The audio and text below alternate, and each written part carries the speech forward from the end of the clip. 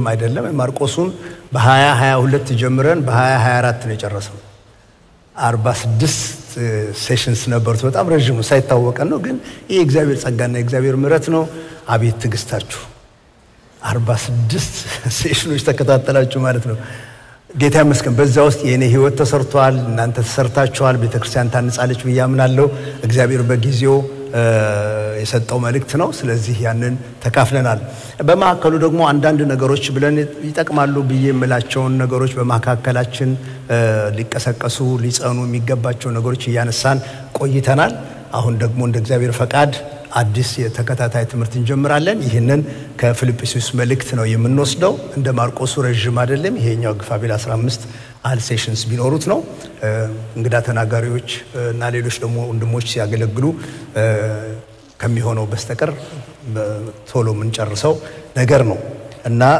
ምናልባት ከዚህ ከፊልጵስዩስ በኋላ ብላችሁ የምትጠይቁ ከሆነ አለ ከዛም በኋላ ትምህርት እግዚአብሔር ይመስገን ምክንያቱም ምንድነው ቤተክርስቲያን ጸሎት ቤትና ትምህርት ቤት ነው መሆን ያለበት ሌላ ነገር ምን ትሆናለች ምንም የምንጸልየው ወደ እግዚአብሔር ነው የምንማረው ደግሞ እግዚአብሔር ስለሰጠን ስለ ኢየሱስ ክርስቶስ ነው ከዛ በኋላ በግልም ሆነ በህብረት ይሄን የተረዳነው ኢየሱስ መልኩ እንዲ ነው ብለን በኑሯችን እንገልጻለን ማለት ነው ይሄው ነው ቤተክርስቲያን ስለዚህ ትምህርት አለ ጸሎት አለ ደግሞ በተግባር ኢየሱስ ክርስቶስን እርስ በርሳችን በህብረታችን እናሳያለን ጌታ የተመሰገነውን እንደ ወትሮ ተጸልዩልኛላችሁ እኔም ለእናንተ ጸልያለሁኝ ወዳችኋለሁ እንደምትወዱኝ ያውቃለሁ ስለዚህ በመካከላችን የእግዚአብሔር በረከት እንዲፈስ የእግዚአብሔር ጸጋ እንዲገለጥ እዚህ እግዚአብሔር የሚናገረን ነገር ወጥቶ ደግሞ ለሌሎች የሚጠቅም ሆኖ እንዲወጣ ጸሎት ይጠይቃል ጳውሎስ እንደሚገባኝ እንድናገር ጸልዩልኝ ብሎ ለኤፌሶን ሰዎች እንደጠየቀው እዚህ ቆሞ ለሚያገለግሉ አገልጋዮቻችን ሁሉ ልንጸልይ ይገባናል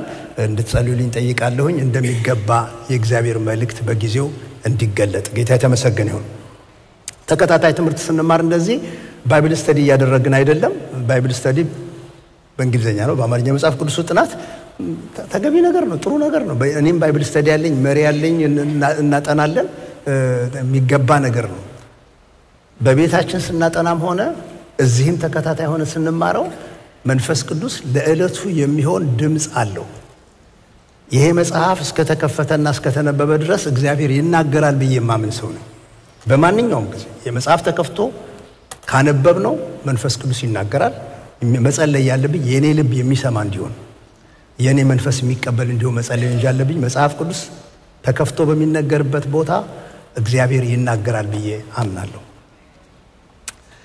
ጌታ ተመሰገነ ይሁን ከዚህ በኋላ ተነስተን ቆመን አንድ ስፍራ ከፊልጵስዩስ አንብበን በክርስቶስም አንዳች ምክር ቢሆን የፍቅር መጽናናት ቢሆን የመንፈስ ህብረት ቢሆን ምሕረትና ርህራሄ ቢሆኑ ደስታዬን ፈጽሙልኝ በአንድ ሐሳብ ተስማሙ አንድ ፍቅር አንድም ልብ አንድም ሐሳብ ይሆንላችሁ ለወገኔ ይጠቅማል በማለት ወይም በከንቱ ውዳሴ ምክንያት አንድ እንኳን አታድርጉ ነገር ግን እያንዳንዱ ባልንጀራውን ከራሱ ይልቅ እንዲሻል በትህትና ይቁጠር እያንዳንዱ ለራሱ የሚጠቅመውን አይመልከት ለባልንጀራው ደግሞ እንጂ በክርስቶስ ኢየሱስ የነበረ ይህ ሐሳብ በእናንተ ዘንድ ደግሞ ይሁን እስቲ ይሄንን እንድገመው የመጨረሻውን በክርስቶስ ኢየሱስ የነበረ ይህ ሐሳብ በእናንተ ዘንድ ደግሞ ይሁን እርሱ በእግዚአብሔር መልክ ሲኖር ሳለ ከእግዚአብሔር ጋር መተካከልን መቀማት እንደሚገባ ነገር አልቆጠረውም ነገር ግን የባሪያን መልክ ይዞ በሰው ምሳሌ ሆኖ ራሱን ባዶ አደረገ በምስሉም እንደ ሰው ተገኝቶ ራሱን አዋረደ ለሞትም ይኸውም የመስቀል ሞት እንኳን የታዘዘ ሆነ በዚህ ምክንያት ደግሞ እግዚአብሔር ያለ ልክ ከፍ ከፍ አደረገው ከስም ሁሉ በላይ ያለውን ስም ሰጠው ይህም በሰማይና በምድር ከምድርም በታች ያሉት ሁሉ በኢየሱስ ስም ይንበረከኩ ዘንድ መላስም ሁሉ ለእግዚአብሔር አብ ክብር ኢየሱስ ክርስቶስ ጌታ እንደሆነ ይመሰክር ዘንድ ነው ለዚህ ትምህርታችን የሰጠው ርዕስ ክርስቶስ ለህብረት ሚለው ፊልጵስዩስን መልእክት በዚህ ሐሳብ እንድንይዘው አስቤ ነው ትዝላችኋል የሮሜን ትምህርት በመናጠናበት ጊዜ የጽድቅ ህይወት ብለን ከዚያን የተነሳ ነው ትርጉማችንን ሁሉ በዚያ መነጽር እንድናይ የሞከርነው ኤፌሶንን ደግሞ በመናጠናበት ጊዜ አንድ አካል አንድ ራስ ብለን ከዚያን የተነሳ ነው አሁን የፊልጵስዩስን መልእክት እንድናጠናበት በልብ ያለው መንገድ ክርስቶስ ለህብረት የሚለው ይሆናል ማለት ነው የምንሄድበት አውትላይኑን በያሰብኩት በመጀመሪያ መግቢያውን እናያለን ቀጥሎ ጸሐፊውን እንመለከታለን የተጻፈበትን ቦታ ጊዜውን ዓላማውን ስለ መልእክቱ እንፈትሻለን ዋና ርዕሰ ጉዳዮቹ በፊልጵስዩስ መልእክት ውስጥ ያሉት ነገሮች ምን እንደሆኑ እንመረምራለን የፊልጵስዩስ መልእክት ደግሞ አውትላይኑን እንዲሁ ያቀርብላችኋለሁ ቁልፍ ጥቅስ ነው ብዬ የምለውን ነገር ለኛ ትምህርት አሁን በመንጀምረው ትምህርት ውስጥ እንድንተረጉምበት የሚረዳንን ቁልፍ ጥቅስ አቀርብላችኋለሁ የፊልጵስዩስ መልእክት ደግሞ አጠቃላይ እይታ በሰንጠረዥ መልኩ ቢቀመጥ እንደዚህ መቀመጥ ይችላል የሚለውን ነገር ሁሉ አቀርብላችኋለሁኝ እና በዚህ ሁሉ በስልካችሁ ስክሪኑን ፒክ ማድረግ ትችላላችሁ ደግሞ እግዚአብሔር ቢረዳን በተለያየ መንገድ ይሄን እንድታገኙ ለማድረግ እሞክራለሁኝ ዲጂታል በሆነ መንገድም ቢሆን የፊልጵስዩስ ቤተክርስቲያንን ጳውሎስ እንደተከላት ምንም ክርክር የለውም ምክንያቱም ሐዋርያት ሥራ ምዕራፍ 16 ከቁጥር 6 እስከ 40 ድረስ ያለው ታሪክ አጀማመሯን ያስረዳል እንደምታስታውሱት በሁለተኛው የሚስዮን ጉዞ ሐዋርያው ጳውሎስ በ50 ዓመተ ምህረት ገደማ ነው ይሄ ሆኖ ጳውሎስ ወደ እስያ መሄድ ፈልጎ ይላል የሐዋርያት ሥራ ምዕራፍ 16 ወደ እስያ መሄድ ፈልጎ የኢየሱስ መንፈስ ግን ከለከለው ለወንጌል ስራ ነው የሚወጣው ለሚሽን ስራ ነው የሚወጣው ግን የጌታ መንፈስ ከለከለው ወደዚህም ወደዛም ቢል እሱ መሄድ የፈለገው ወደ እስያ ነው ወደ እስያ የሚሄድበትን መንገድ የጌታ መንፈስ ከለከለው ነገር ግን በሌሊት ህልም ራእይ አየ በዛ ራእይ ውስጥ የመቄዶንያ ሰው ተሻገርና ና መተህ እርዳን የሚል ጥሪ ሲያስተላልፍለት ያንን ራእይ አየ ከራእዩ ሲነቃ እግዚአብሔር ወደ መቄዶንያ እንደላከው አሰበ ለካ እግዚአብሔር ወደዛ ይፈልገናል ማለት ነው ብሎ ወደ መቄዶንያ ተሻገረ ፊልጵስዩስ ከተማ ደረሰ ማለት ነው እዛ ፊልጵስዩስ በደረሰ ጊዜ ብዙ የአይሁድ ሰዎች ያሉ አይመስለኝም ምክንያቱም የመጀመሪያውን ፕሮግራም ያደረገው ወንዝ ዳር ሄዶ ያገኛቸው ሴቶች ጋር ነው እዚያ ሄዶ ንግግር ወንጌልን በሚያካፍልበት ጊዜ ሊዲያ የምትባል ባህር ንግድ ውስጥ የተሰማራች ሴት ምን ጳውሎስ የሚለውን ነገር እየሰማች ጌታ ልቦናዋን ከፈተላት እንድታስተውል በእውነት የኛንም ልብ ይክፈትልን በቃ ሰባኪው ቆሞ ተዘጋጅቶ የሚለው መልእክት ኖሮት እየተናገረ ይያለ በዚያ መካከል ልቦናዋን እግዚአብሔር ከፈተላት ሰምታ አመነች እሷም ቤቷም ሁሉ አምነው በቤቷ እንደውም አስተናገደቻቸው ተቀበለቻቸው ይሄን ታውቃላችሁ ይሄ ብቻ አይደለም ይሄ ነገር ከተከናወነ በኋላ ደግሞ አንዲት በጥንቆላ የምታገለግል የቤት ውስጥ አገልጋይ ሴት ያወከቻቸው ስታስቸግር ወዲያው ጳውሎስ ያን መንፈስ ይገስጸዋል መንፈሱ ከሷ ይለያል በዛን ጊዜ ውስጥ ግን እሷ ለጌታ ገቢ ትሆናለች ማለት ነው አሁን እንግዲህ የሊዲያ ቤተሰብ ዳነ ይህች ሴት ዳነች ቀጥሎ በዚህ ነገር ምክንያት የተፈጠረው ሁከት ስለነበረ ከተማችን ውስጥ ገብተው አዲስ ሃይማኖት ያስተምራሉ አዲስ ነገር ይናገራሉ በሚል ከተማው ስለተበጠበጠ ወደ እስር ቤት ይጣላሉ እስር ቤት ተጥለው የሆነውን ታውቃላችሁ እነሱ በሌሊት እየዘመሩ ይያሉ መሬት መንቀጥቀጥ ይሆናል በሮቹ ይከፈታሉ እና ጸጥታ ሲሆን ጠባቂው እስረኞቹ ወጡ መሰለው ምክንያቱም በሮማውያን አስተዳደር እስረኛ ከእጃችሁ ካመለጠ በሰውየው ምትክ ነው የምትገቡት ስለዚህ ሰውየው ደንግጦ ራሱን ለማጥፋት በሚያስብ ጊዜ ራስን አትጉዳ እኛ አለን አለው ጳውሎስ እንግዲያው እንድድን ምን ላርክ ትፈቅዳላችሁ አላቸው በኢየሱስ ስም አንተም ቤተሰቦችም ትደናላችሁ አሉት የሱ ቤተሰብ ገቢ ሆነ ማለት ነው እንዲህ ያለ ወደ መቄዶንያ በራእይ ነው የገባው ገብቶ ወዲያው እግዚአብሔር ፍሬዎች ሰጡት እነዚህ ሰዎች ተሰብስበው በሊዲያ ቤት ውስጥ መሰብሰባቸው ነው የቀጠሉት ቸርች ተተከለ ማለት ነው እቺን ቤተክርስቲያን በጳውሎስ በስደቱ ምክንያት ከወጡ በኋላ በሌላ የሶስተኛው ሚስዮን ጉዞ ቢያንስ 2 ጊዜ እንደጎበኛቸው ሐዋርያት ሥራ ምዕራፍ 20 ላይ ማግኘት ትችላላችሁ ቢያንስ 2 ጊዜ ቸርቿን ጎብኝቷታል እና በጣም በሚያስደንቅ መንገድ ወደዛ ከተማ ገብቶ የሚያስደንቅ አይነት ቸርች ነበር የተመሰረተው የፊልጵስዩስ ከተማ ቀላል ቦታ አልነበረችም በመቄዶንያው ንጉስ ፊልጶስ ሁለተኛው ስም ነው የተሰየመችው ከተማዋ ከተማዋ ምስራቅ አውሮፓ ውስጥ የምትገኝ ነች። በአሁኑ ጊዜ በግሪክ ውስጥ የምትገኝ ከተማ ነች። በሮማውያን የምትገዛ ስለነበረች ልክ እንደ ኢጣሊያኖቹ ከተማዎች እንደ ሮም እንደምንላቸው አይነቶቹ ከተማዎች ራስ ገዝ የሆነ ስታተስ ነበራት። እዛ ከተማ ውስጥ የዛ ከተማ ነዋሪ መሆን የሮም ዜግነት የሚቀበሉበት ነገር ስለሆነ በጣም ትልቅ ነገራቸው ነበር። ዜግነት በጣም ትልቅ ነበር። ለዚህ ነው ጳውሎስ ምዕራፍ 3 ላይ አረበ ዜግነት አትኩራሩ፣ ዜግነት ካስፈለገኛ አገራችን በሰማይ ነው ብሎ የሚናገርበት ምክንያት ከተማይቷ ውስጥ እንደዚህ በሮማዊነታቸው የሚኩራሩ ስለነበሩ ነው። እንደውም አብዛኛው ነዋሪዎቹ ከጦርነት የተመለሱ ቤተሰቦቻቸው ሪታየር ያደረጉ ወታደሮችና ቤተሰቦቻቸው ስለሆኑ ምንድነው የአገር ወዳድነት የትልቅነት ስሜቱ ነበራቸው። በዚህ ይሄ ብቻ አይደለም። እንደዚህ አይነት ሮማውያኖችም አይነት ስለሆነ የነበሩት እነሱ ጌታ ነው ብለው የሚያምኑት ቄሳር ነው።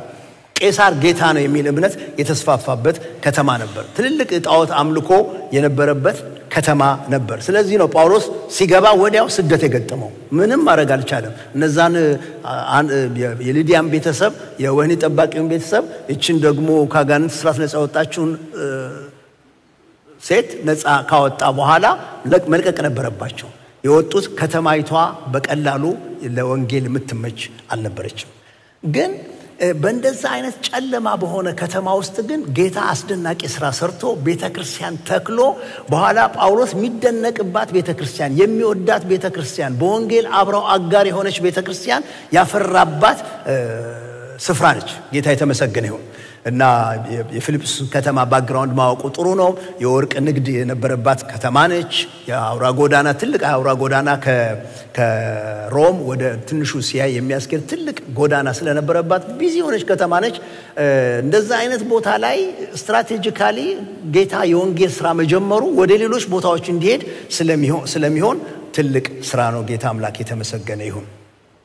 በየትኛውም ስፍራ በማናቸው ማለት ተቋም ውስጥ የሚሰራ ጌታ አለ። ስሙ የተመሰገነ ይሁን። ለዚህ ነው እንደውም ምዕራፍ 2 ላይ በተቃዋሚዎች ምንም እንዳትደነግጡ፣ ለነሱ የጥፋት ምልክት ነው፣ ለነሱ ጥፋታቸው ነው የሚጠፉበት ነው፣ ለእናንተ ግን የመዳናችሁ ምልክት ነው። ስለ ክርስቶስ ለማመን ብቻ ሳይሆን ስለሱ መከራ ለመቀበልም ተጠርታችኋል ብሎ ምዕራፍ 2 ላይ የሚናገርበት ምክንያት ከተማይቷ ለወንጌል ስራ የምትመች አልነበረችም። ግን በዛ ስደት ውስጥ የሚመጡት ፍሬዎች ግን በጣም የሚያስደንቁ አይነት አማኞች ነበር የሚወለዱት።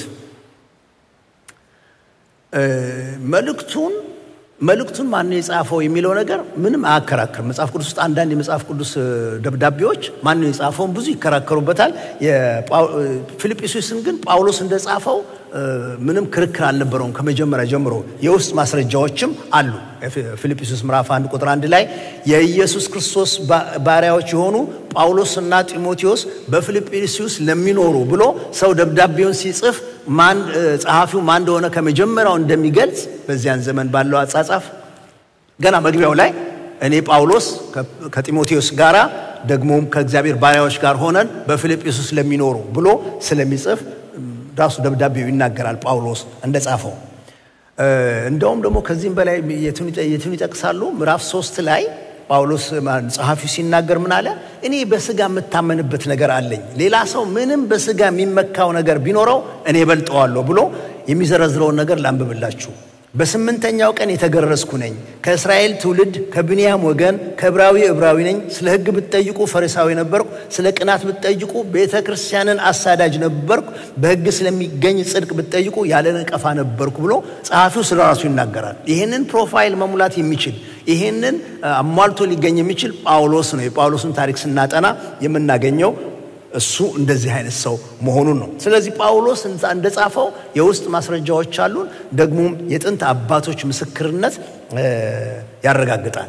ከመጀመሪያው ጀምሮ የመጀመሪያው ቤተክርስቲያን ቀጥሎ ያሉት ታሪክ ውስጥ የሚጠቀሱት አባቶች በሙሉ ጳውሎስ ፊልጵስዩስ ላይ እንደጻፈው ብለው እየጠቀሱ ስላስተማሩ የአባቶች ምስክርነት አለበት።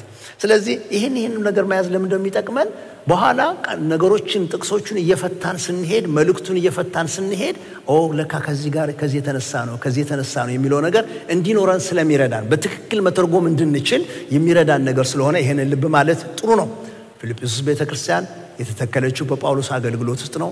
ጥቂት ሰዎች ድነው እነሱን በሊዲያ ቤት ውስጥ አስቀምጦ ዛው ውስጥ ቤተክርስቲያኒቷን ተመለየት ነበረበት 2 ጊዜ ያህል ጎብኝቷታል እሱ ያቺ ቤተክርስቲያን ተከለችበት ከተማ ለወንጌል ፍሬንድሊ አልነበሩም የሚመች አልነበረም ብዙ ችግሮች የነበሩባት ከተማ ነች ነገር ግን እግዚአብሔር በጨለማ ብርሃን ይሁን ያለ እግዚአብሔር በተቃዋሚዎች መካከል አስደናቂ የሆነች ቤተክርስቲያን እንድትተከል አድርጎ እንደተራመዱ አንስተናል ጻፊው ጳውሎስ ነው ጳውሎስ ደግሞ ጻፊነቱን ከዚሁ ከፊልጵስዩስ መልእክት መረዳት እንችላለን ከየት ሆኖ ጻፈው የሚለውንም ደግሞ ትንሽ ይጨቃጨቁበታል ከጥንት ጀምሮ አባቶችም ብዙዎቹ የመጽሐፍ ቅዱስ አስተማሪዎች ሮም እስር ቤት ውስጥ ሆኖ ነው የጻፈው እንደውም የእስር ቤት መልእክታት ከሚባሉት መካከል ከአራቱ ይሄኛው አንዱ ነው ብለው ያምናሉ የመጽሐፍ ቅዱስ ተማሪዎች እና አስተማሪዎች እሱ የሮም እስር ቤት ነው ሮም እስር ቤት ውስጥ ሆኖ ነው ብለው ነው የሚሉት ከቅርብ ጊዜ ወዲህ ግን አንዳንድ ሰዎች አይደለም ኤፌሶን ሆኖ ነው የጻፈው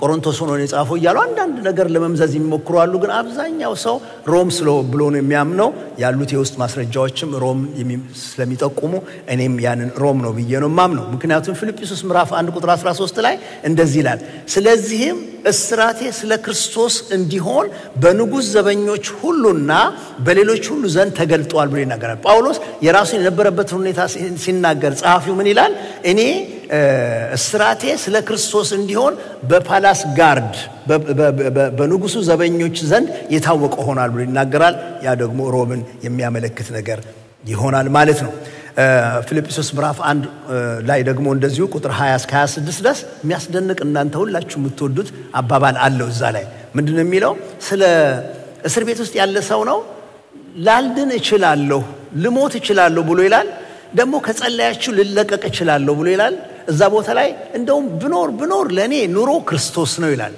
እና ደግሞ በሞት ደግሞ ጥቅሜ ነው ይላል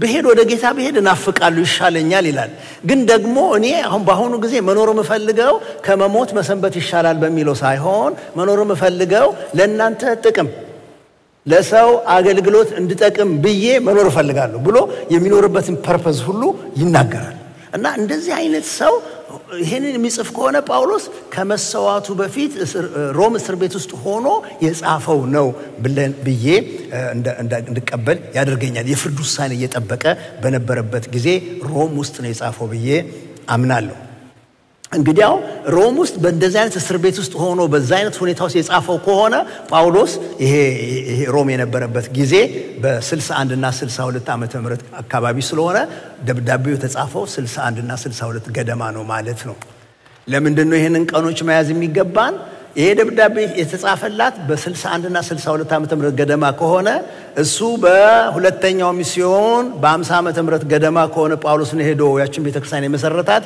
በመሃል ስንት ዓመት ነበር ማለት ነው 10 ዓመት ከ10 ዓመት በኋላ ነው ማለት ነው ደብዳቤ የሚጽፍላት እና በጣም የሚገርም ነገር ነው ተተክላ 10 ዓመት ቆይታ ከ10 ዓመት በኋላ አሁን ደብዳቤ ሲጽፍላት ልቧ ከጳውሎስ ጋር ይኑር አይሁን ህብረቷ ከጳውሎስ ጋር እንዴት እንደሆነ ሁሉ መፈተሽ ምንችልበት ነገር አለን ማለት ነው ስለዚህ ከ10 ዓመት በኋላ ለቤተክርስቲያኒቷ የተጻፈ ደብዳቤ ነው ደብዳቤው የተጻፈው በ61 62 ዓመተ ምህረት ነው ማለት ነው የተጻፈበት ዓላማው እሱንም ትንሽ ብናነሳ ጥሩ ነው ደብዳቤው ለምንድን ነው የጻፈው አንዳንድ ጊዜ እኛ ጋር አሁን እንትን ከወጣቶቻችን ጋር ስነጋገር አሁን አዋቂዎችም የጀመሩ መስለኛል የሚናገሩት ነገር እያላቸው ሲጀምሩ ግን ሃይ ብለው ቴክስት ያደርጋሉ ከዛ ለምን እንደሆነ አጣቁ አንዳንድ ጊዜ ልጅን ሃይ ብዬ ካልኩት እሱም መልሶ ሃይ ይለኛል ተነቃቃን ማለት ነው ስለዚህ መናገር ሲጀምር እሱም ይናገራል ማለት ነው ጳውሎስ ጋር ግን ሁሉ ነገር ግልጽ አድርጎ ነው የጻፈው ለምን መጻፍ እንደፈለገ ፊት ለፊት እናገኘዋለን አንደኛ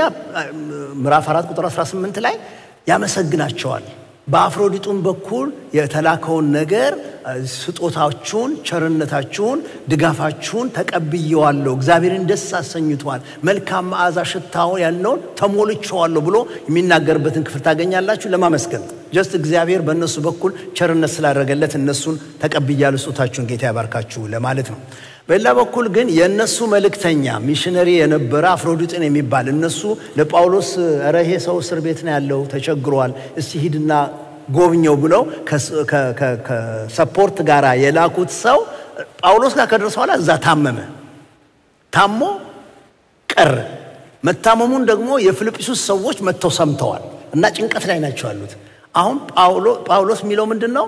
አፍሮዲጡን እንደታመመ ሰምታችኋል። ምዕራፍ 2 ላይ ታገኙታላችሁ። እንደታመመ ሰምታችኋል። መታመምስ ታሞ ነበር እስከ ሞት ድረስ እንደሚደርስ ጌታ ግን ማረው፣ ስለሱም ብቻ ሳይሆን ስለኔም ማረው ብሎ ይናገራል።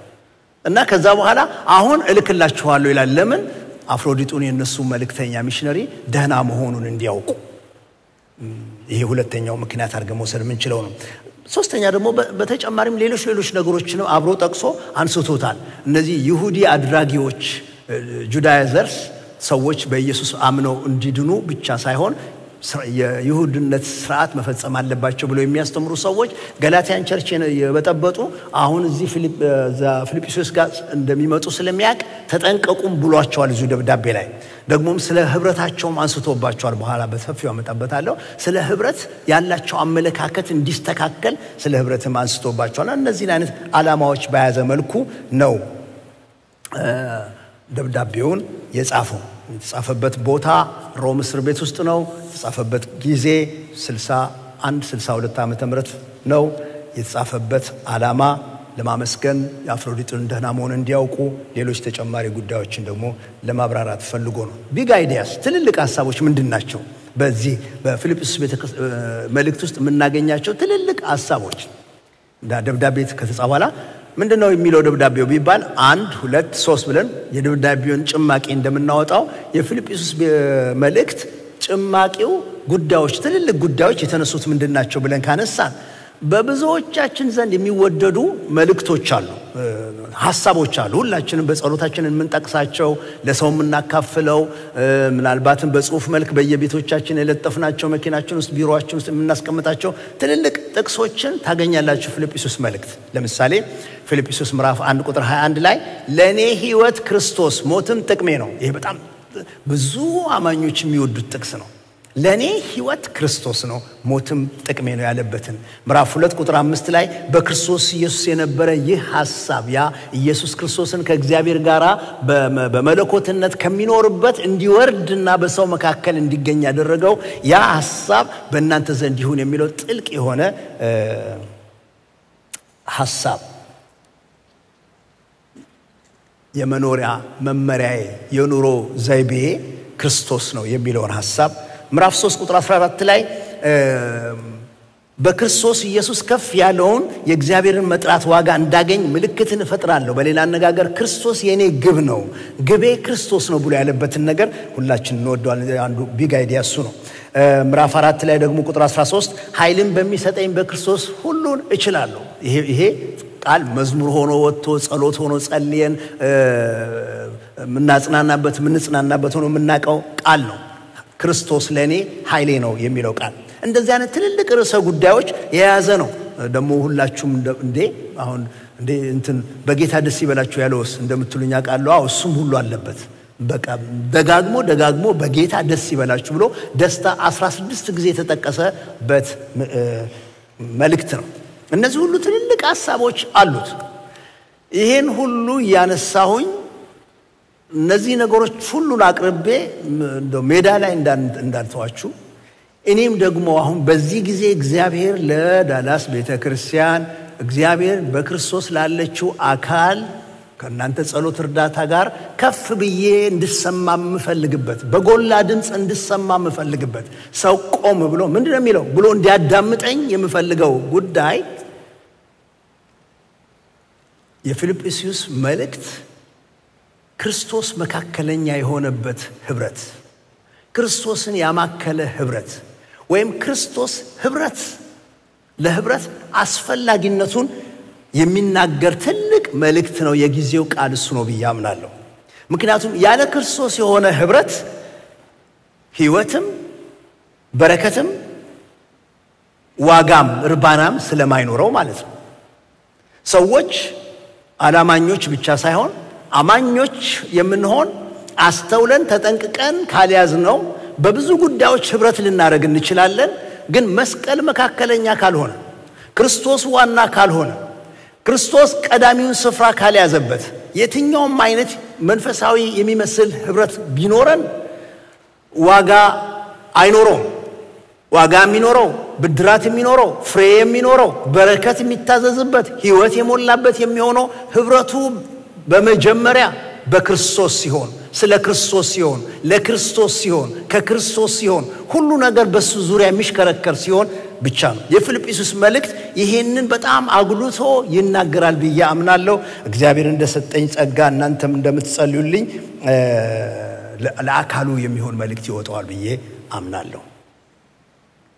እንቀጥልና ብናየው ስለ ህብረት የተናገረበትን መንገድ ትንሽ ላስይዛችሁ። እንግዲህ በደንብ ሁላችን ተስማምተን እንድንገባ በዚህ ሐሳብ ላይ የሚረዳን ነገር ስለ ህብረት ምንድነው ያለው ጳውሎስ በመልእክቱ ውስጥ በፊልጵስዩስ መልእክት የሚለው ጳውሎስ ከነሱ ጋር ከፊልጵስዩስ ሰዎች ጋር ከነሱ ጋር ባለው ህብረት ባለው አንድነት ባለው ግንኙነት ፊልጵስዩስ ምዕራፍ 1 ቁጥር 3-5 ድረስ ምን ይላል? ሁሉ ጊዜ በጸሎቴ ሁሉ ስለናንተ በደስታ እየጸለይኩ ከፊተኛው ቀን እስከዛሬ ድረስ ወንጌልን በመስበክ አብራችሁ ስለሰራችሁ ባሰብኳችሁ ጊዜ ሁሉ አምላኬን አመሰግናለሁ ይላል። እኔ ከናንተ ጋር ከፊልጵስዩስ ቸርች ጋር ያለኝ ግንኙነት ከናንተ ጋር ባለኝ ግንኙነት እግዚአብሔርን አመሰግናለሁ። ምክንያቱም from day one ከመጀመሪያው ጊዜ ጀምሮ ከኔ ጋር በወንጌል ሽርክና የቆማችሁ እናንተ ነበራችሁ ብሎ ከነሱ ጋር ያለው ነገር የሚያመጣው በክርስቶስ ካላቸው ግንኙነት በወንጌል ካለው ህብረት ጋራ ነው የሚያዛምደው። ወደ ጎን ያለው ነገር በክርስቶስ ምክንያት በወንጌል ምክንያት የፊልጵስዩስ ሰዎች ደግሞ እርስ በርሳቸው ባላቸው ህብረት ደግሞ የሚናገረው ምዕራፍ 2 ላይ ወሰዱት። ምዕራፍ 2 ከ1 እስከ 2 እንደዚህ ይላል። በአዲሱ መደበኛ ትርጉም ነው ማነበው። ከክርስቶስ ጋር ካላችሁ አንድነት የተነሳ ከማን ጋር ካላችሁ ነው የሚለው? ከክርስቶስ ጋር ካላችሁ አንድነት የተነሳ በዚህ ምክንያት የትኛው መበረታታት ከፍቅር የሆነ መጽናናት የመንፈስ ህብረት ምህረትና ርህራሄ ካላችሁ በአንድ ሐሳብ በአንድ ፍቅር በአንድ መንፈስ በአንድ ዓላማ በመሆን ደስታዬን ፈጽሙልኝ። ፊልጵስዩሶችን ሚላቸዋል እናንተ እኮ ያላችሁ ህብረት ያላችሁ አንድነት ያላችሁ ጉባኤ ያላችሁ አንድ አካልነት በክርስቶስ ምክንያት ከሆነ እንደዚህ አድርጉልኝ ብሎ ይነግራቸዋል። እንደውም ምዕራፍ 4 ቁጥር 2 ላይ እዛ ቸርች ውስጥ በጣም የታወቁ ኤዮዲያንና ሲንጤኬ የሚባሉ እህቶቻችን ነበሩ እና እነሱ አይስማሙም። ወይ ኮሚቴ ላይ ይሆናል ወይ አገልግሎት ቦታ ላይ ይሆናል ብቻ በሆነ ነገር አይስማሙም እነዚህ ሁለቱ። በኋላ እዛ ጋር ስንደርስ እናወራዋለን። እና እነሱ ምንድነው የሚላቸው ፊልጵስዩስ ምዕራፍ 4 ቁጥር 2 ላይ በአንድ ሐሳብ በጌታ በክርስቶስ እንዲስማሙ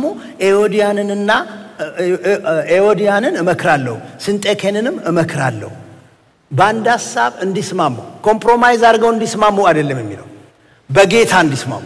በጌታ በሉስቲ በጌታ እንዲስማሙ በቃ እሷም ክርስቲያን ነች እሷም አማኝ ነች ያንድ አባት ልጆች ናቸው አንድ መንፈስ ነው ያላቸው የተለያየ ሐሳብ አላቸው።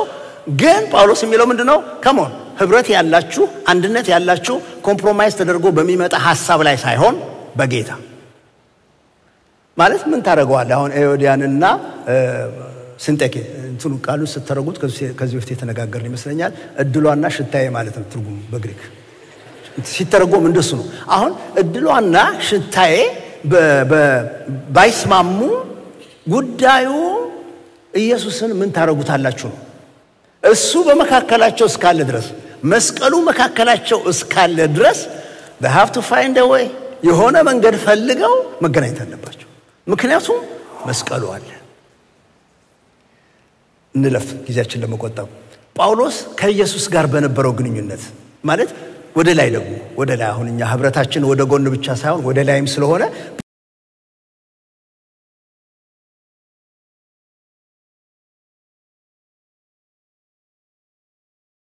በመከራውም እንድካፈል ወደ ሙታን ትንሣኤ ልደርስ ቢሆንልኝ በሞቱ እንድመስለው እመኛለሁ። ማለት ከጌታ ጋር ያለው ግንኙነት መንግስተ ሰማያት እንዲያስገባኝ አይደለም። ከጌታ ጋር ያለው ግንኙነት የሆነ በምድር ላይ ያለውን ቋቴን እንዲሞላልኝ አይደለም። ከጌታ ጋር ያለው ግንኙነት እሱንና ትንሣኤውን እንዳውቅ ቢሆንልኝ። ሰው ሞት ይመኛል። ቢሆንልኝ በሞቱ እንድመስለው። ስለ ህብረት ነው የሚያወራው። የፊልጵስዩስ መልእክት ስለ ህብረት ነው የሚያወራው።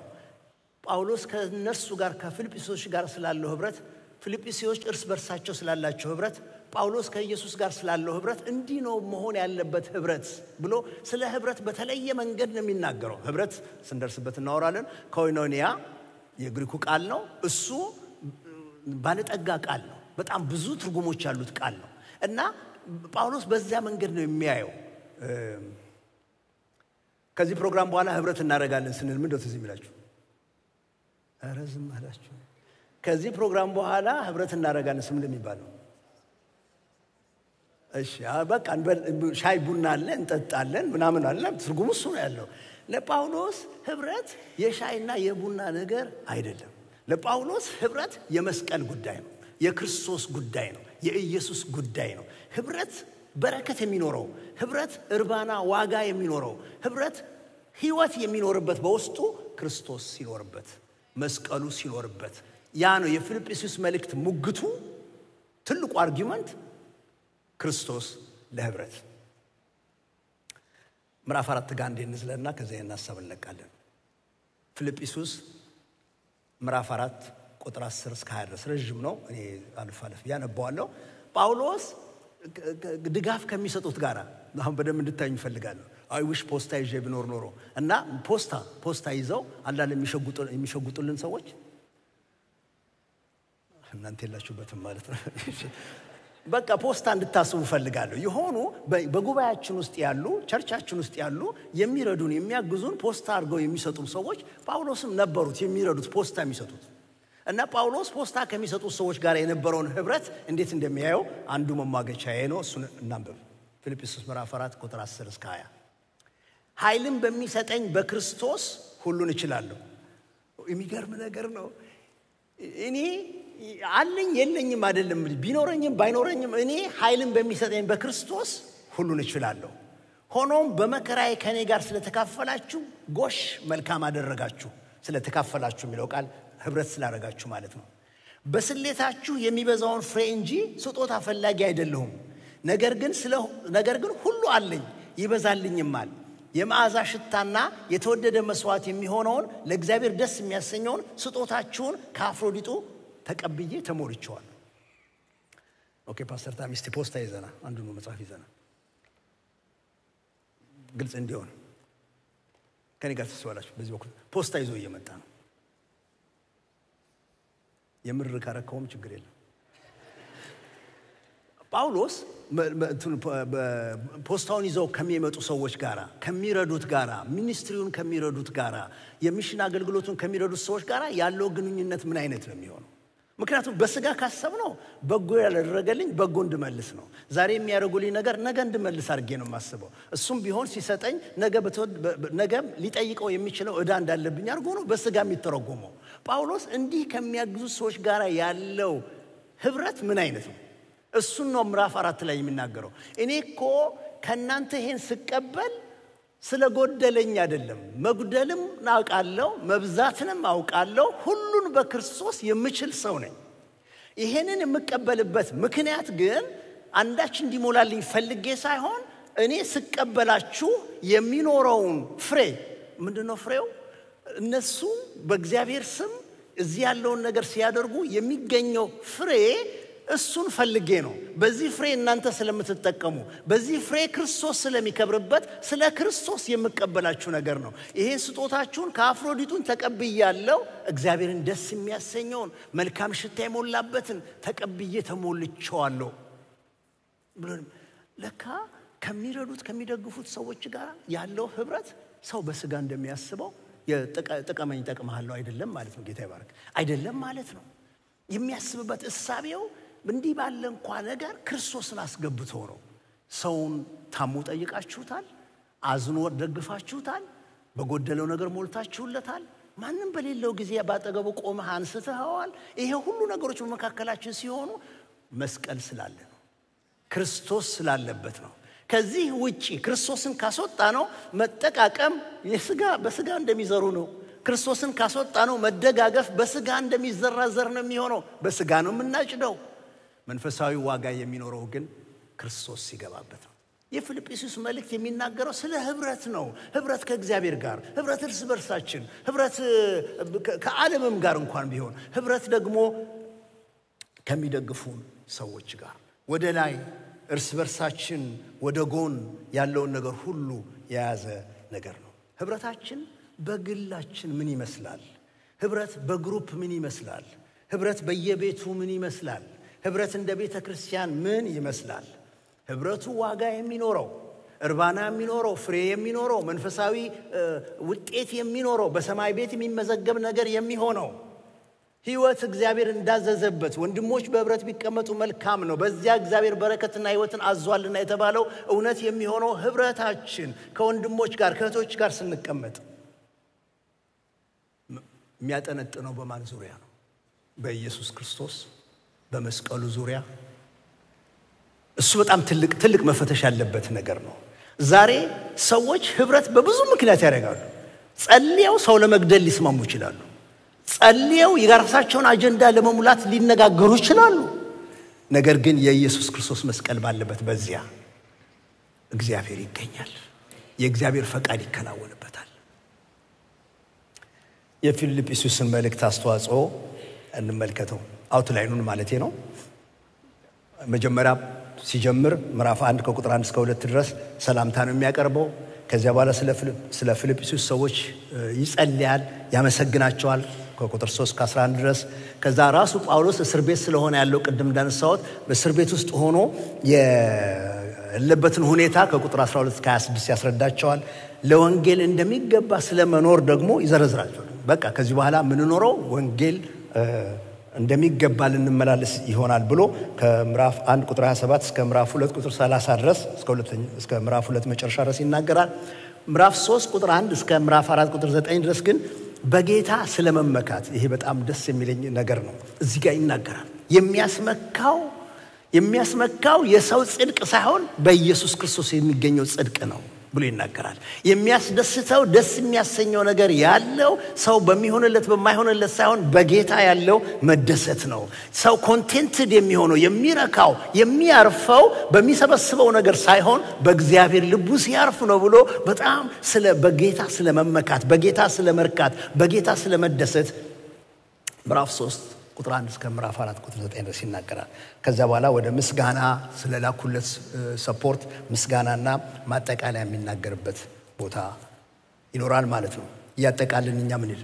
እሺ ቁልፉ ቃል ምንድነው? በዚህ ከኔ ጋር በመናጠናው በዚህ ጥናት ውስጥ መነጽር እንዲሆነን፣ መነሻ ሐሳብ እንዲሆነን፣ መዳረሻ እንዲሆነን ቁልፍ ጥቅስ ብዬ ወሰድኩት ፊልጵስዩስ ምዕራፍ 2 ቁጥር 5 ነው። እሱን ጮክ ብለን አብረን እንድናነብ ጠይቃችኋለሁ። 1 2 3 በክርስቶስ ኢየሱስ የነበረ ይህ ሐሳብ በእናንተ ዘንድ ደግሞ ይሁን። እንደገና በክርስቶስ ኢየሱስ የነበረ ይህ ሐሳብ በእናንተ ዘንድ ደግሞ ይሁን። በጌታ ፍቅር እንደገና በእምሰኛላችሁ ምንድነው በጌታ ዘንድ የነበረ ሐሳብ? ምዕራፍ 2 ጋር ስንደርስ እናነሳዋለን። ግን ከህብረት አንፃር ትንሽ እንፈትሸው።